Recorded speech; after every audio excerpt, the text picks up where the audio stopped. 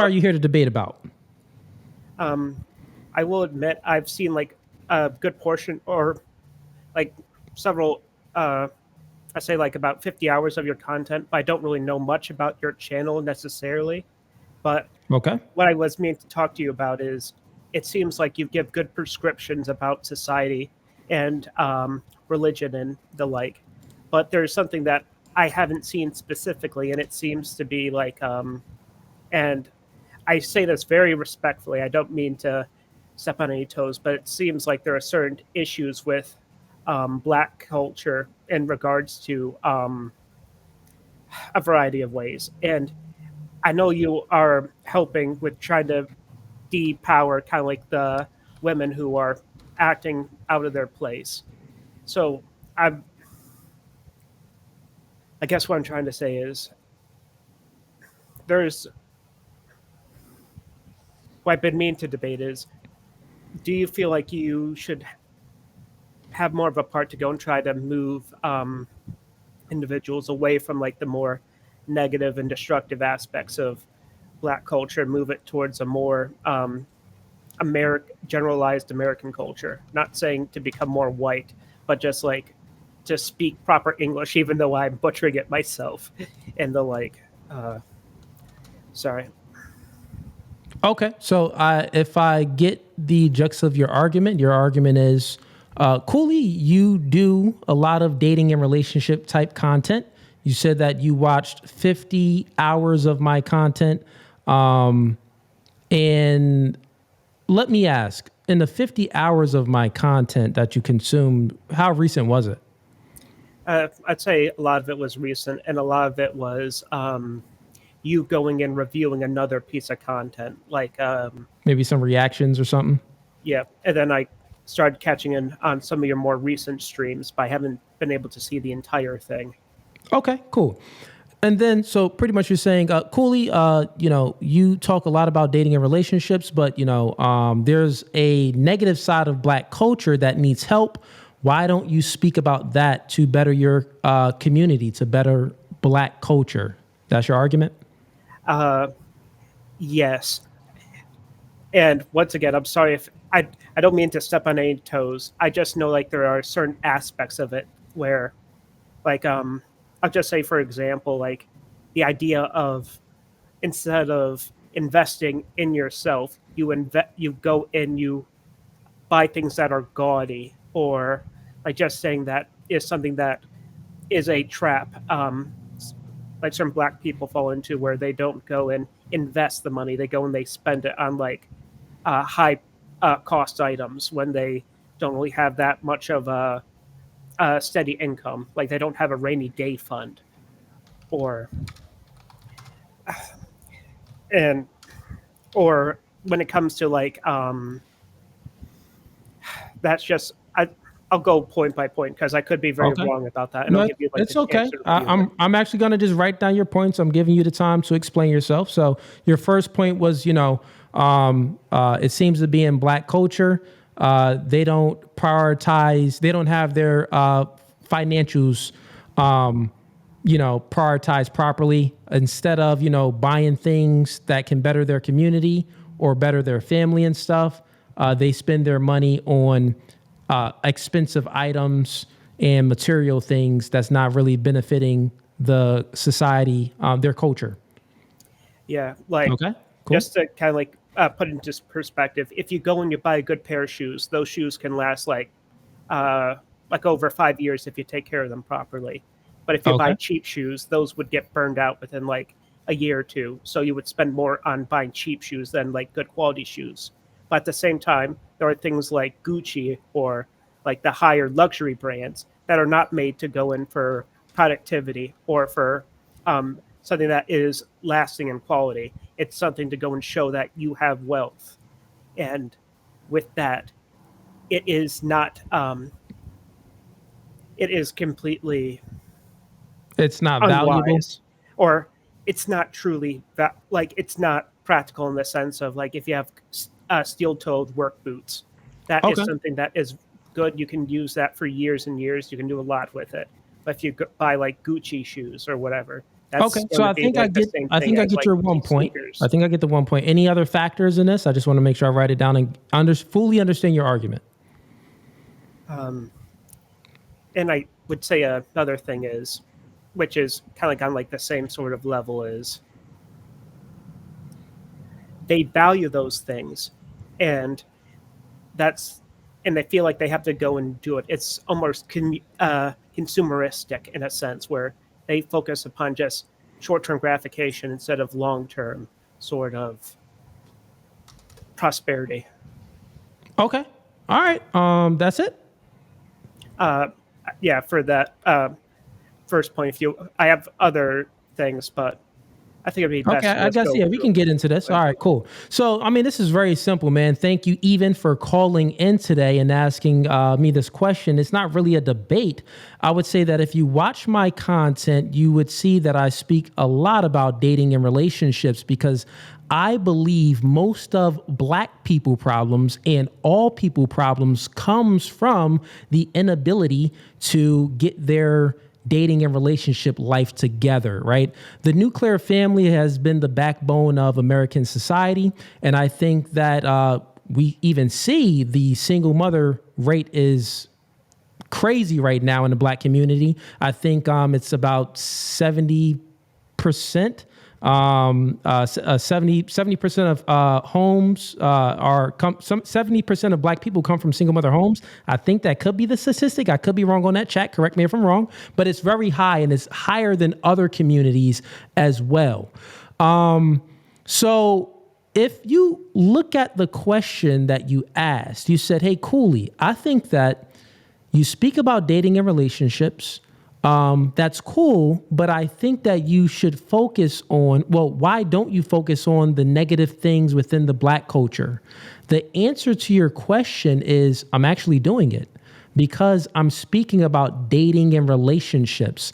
I'm giving black people and all people, male and female intersexual dynamics, the truth about dating to get a girl, to keep a girl. The truth when it comes to women, like, listen, you out here dating around, sleeping with a lot of men, you're decreasing your value in other men's eyes, and you're also decreasing your value even in your own eyes because you had sex with 30 men now. It's going to be very hard for you to feel satisfied. So maybe the next men out there that you speak to is going to be very hard for them to measure up because you've experienced so many men. You became a victim of your options and your experiences. So when you have these conversations about dating and relationships, it actually helps mold and fix certain problems within not just the black community, but within all communities. And one of the biggest problems, though, within the black community is most black people come from single mother homes, meaning that they don't have a nuclear family with a man, with a father and a mother in a home. And most of the problems come from that. Statistics shows that single mother households, they breed the most degeneracy. So a lot of juvenile delinquents, a lot of men in prison come from single mother homes. A lot of the gang violence and Chicago crimes and shootings that you're seeing, most of those men out there, they only were raised they were raised by their mother. They don't have a father, a masculine figure in their home. So when you're speaking about dating and relationships, you're actually getting to the root of it. And then I also speak about religion because, yeah, you need to have the mother and a father in a home, but you need some morality. You need some guidance. And that guidance is going to come from your father, God, the father, and then rooted into the man in the home, which is the father, and then it goes down. So God over man, man over woman, woman over children. So I speak about this, man. I'm not really sure. Maybe you need to watch a little bit more content, but I definitely speak about that order a lot. I even have merch with that order on it. God over man, man over woman, woman over children. We sold out. So everyone in the chat and the membership and the people that's in the members, we got some new merch dropping soon, maybe in about 2 to 3 weeks. I'll let you guys know. I'll keep you guys up to date.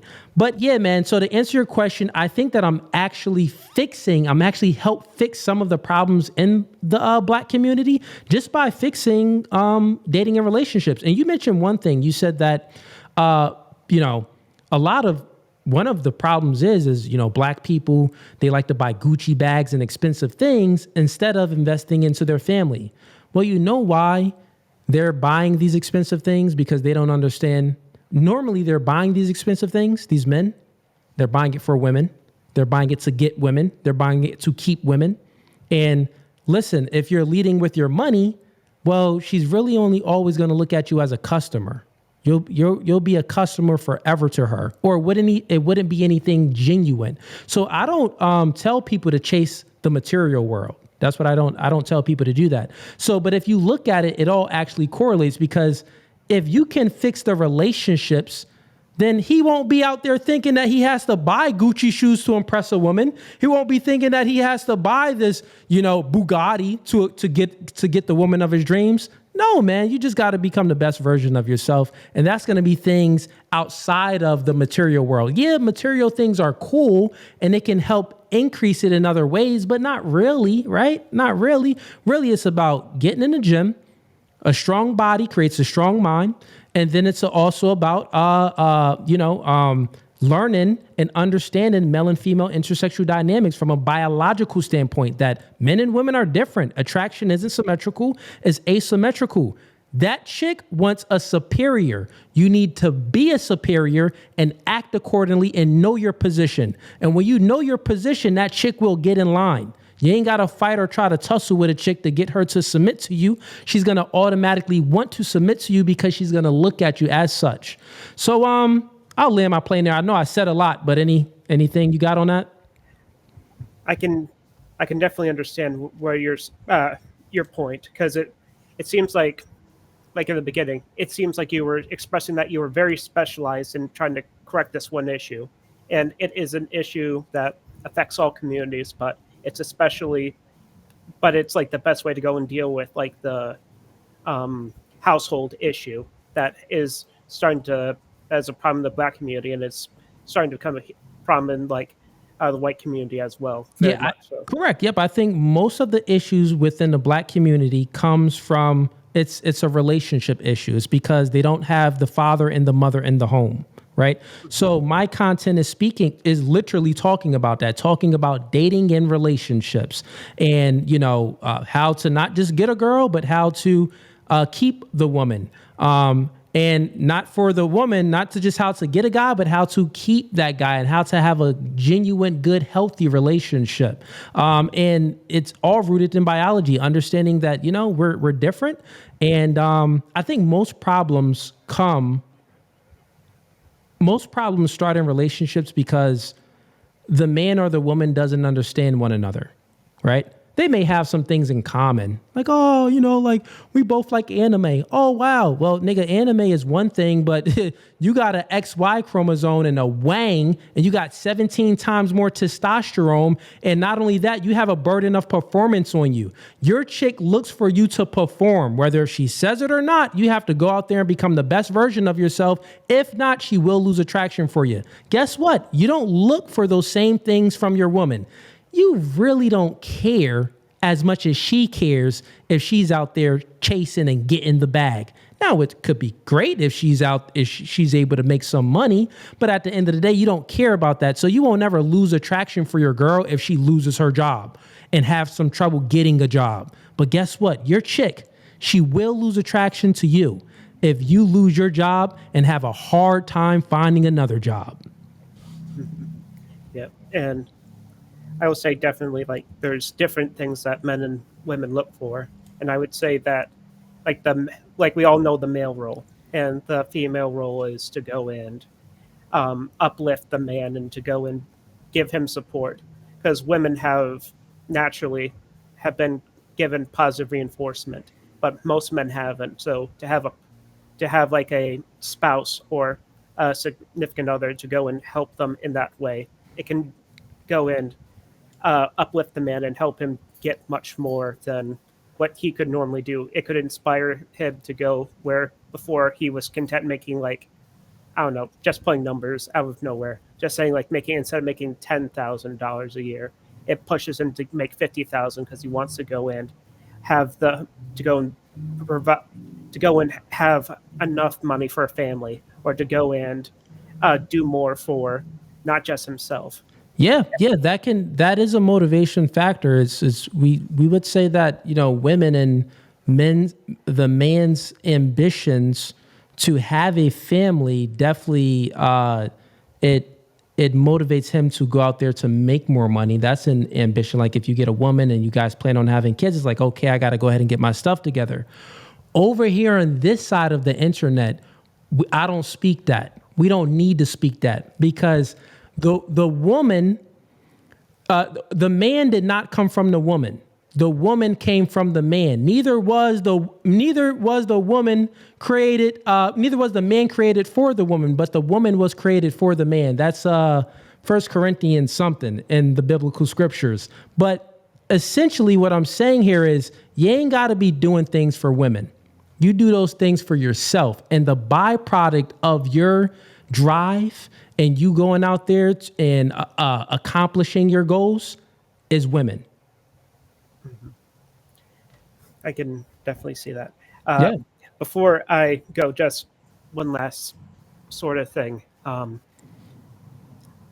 will say, like, a problem with kind of like some of the manosphere things that we go and we think about with going in, improving our body, improving our confidence, and everything else, is that we sometimes go, instead of acting a bit more smart, where before, if we were weaker, we typically are a bit more timid and avoid like direct confrontation. If you have strength, it gives you the opportunity to go with, like, someone insults you, to go and like escalate that to a physical confrontation or something along those lines. And I feel like that sort of unintended side effect where to go and have someone raise above their station, they don't really know what they're now capable of, and they don't have the wisdom to.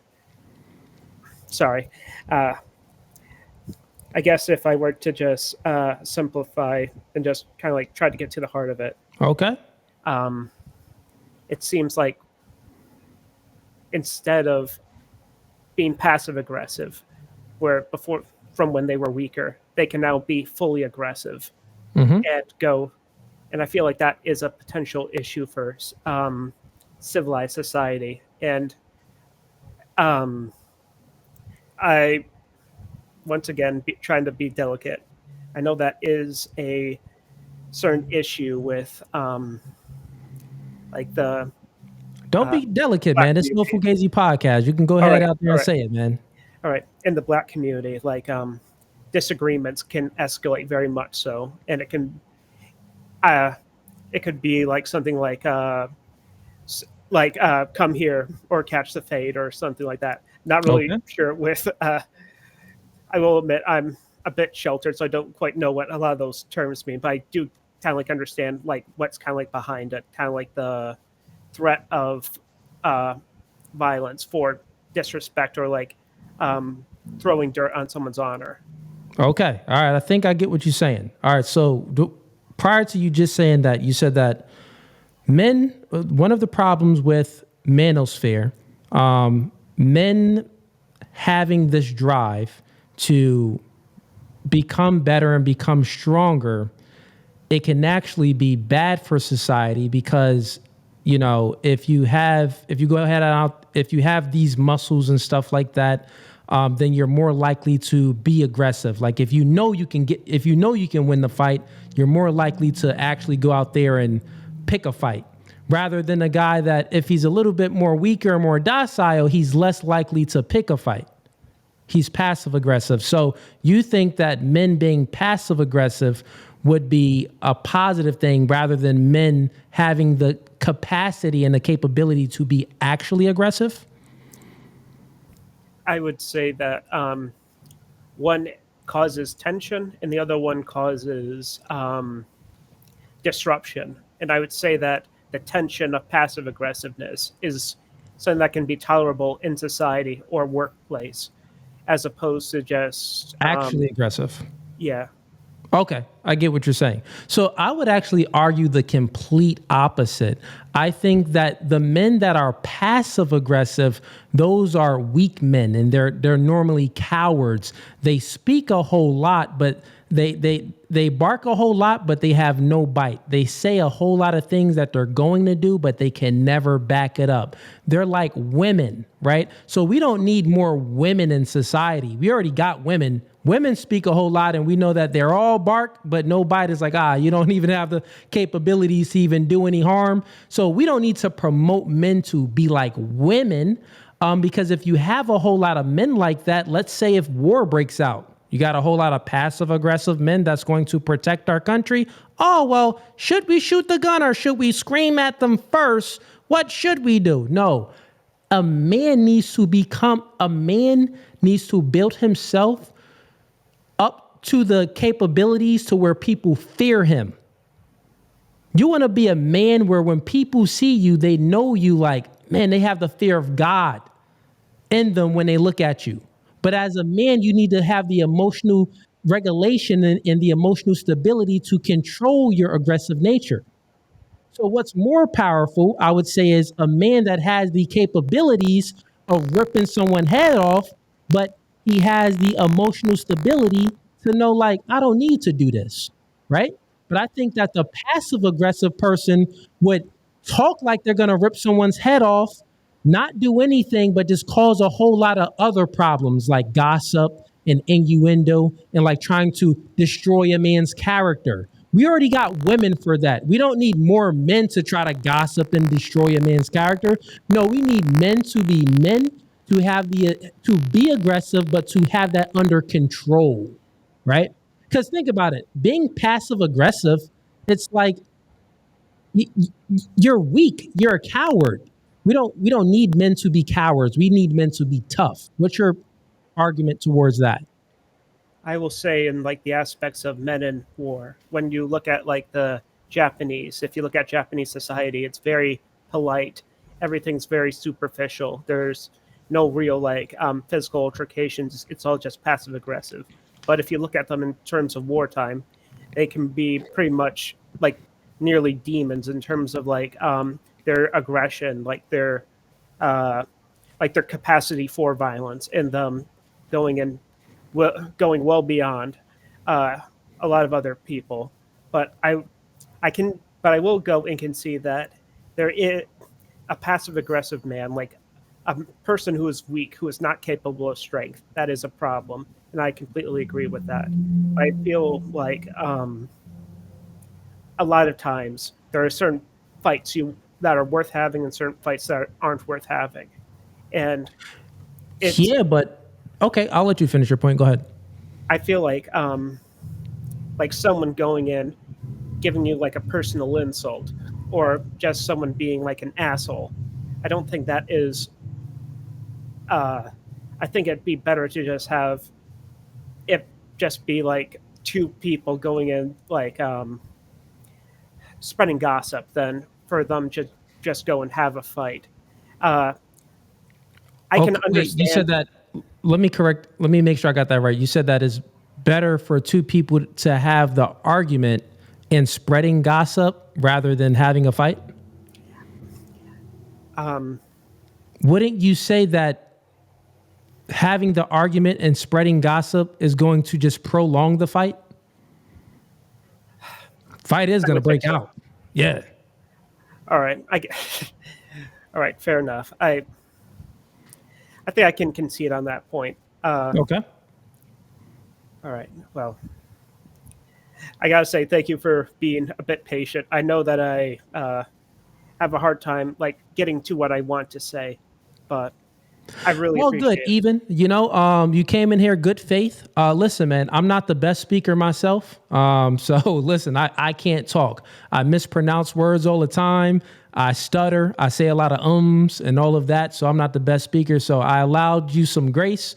I wanted to hear your arguments. You put forth arguments, and then you came in good faith when you knew you were wrong, or you knew that, hey, this argument seems a little bit more superior than my argument. You conceded when you conceded. So listen, I appreciate you for watching 50 hours of my content, and I hope that you watch 50 more. Welcome to No Fugazee Podcast, man. Will do, man. So if you like that clip and you want to watch more, click right here. But if you want to watch the full episode, click right here.